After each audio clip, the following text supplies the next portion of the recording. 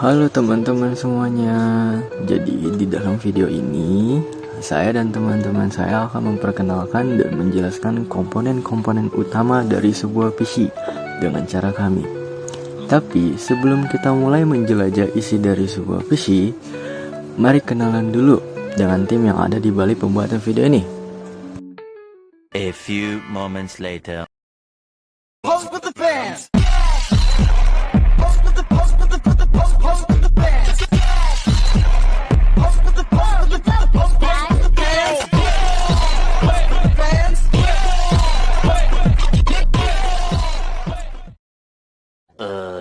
Nah, kita sudah tahu tim kita siapa saja.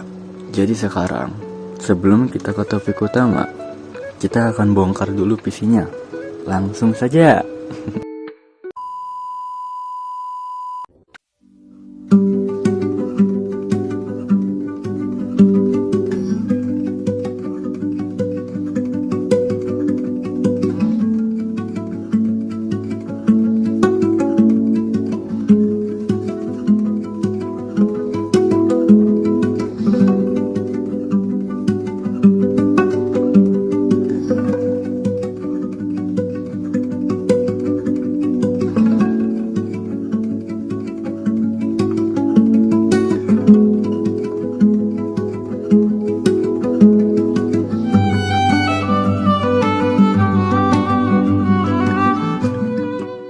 A few moments later.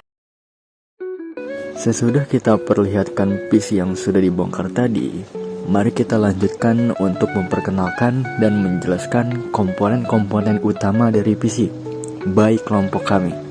Let's go! Power supply atau disebut juga PSU. Power supply bertugas menyalurkan listrik ke semua komponen di dalam komputer agar semuanya bisa bekerja dengan baik. Lalu ada namanya tuh kipas atau disebutnya cooling fan. Kipas berfungsi untuk menjaga suhu komponen komputer supaya tidak terlalu panas saat digunakan. Biasanya kipas dipasang di prosesor atau disebut juga CPU, casing, atau grafik.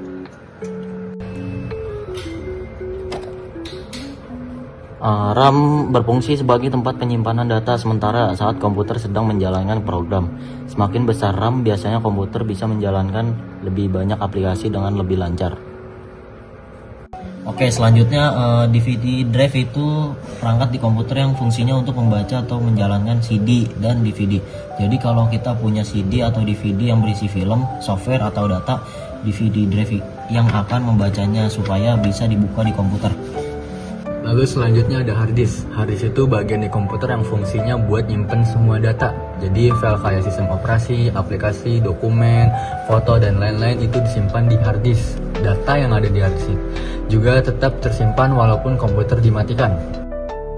Nah, ini tuh motherboard. Motherboard itu papan utama di dalam komputer yang menjadi tempat dipasangnya berbagai komponen seperti CPU, RAM, VGA, dan hard disk. Motherboard berfungsi untuk menghubungkan semua komponen tersebut supaya bisa saling bekerja dan berkomunikasi. Di motherboard juga ada berbagai slot dan port untuk memasang komponen komputer. Jadi bisa dibilang motherboard itu tempat utama yang mengatur dan menghubungkan semua perangkat keras di dalam komputer supaya komputer bisa berjalan dengan baik.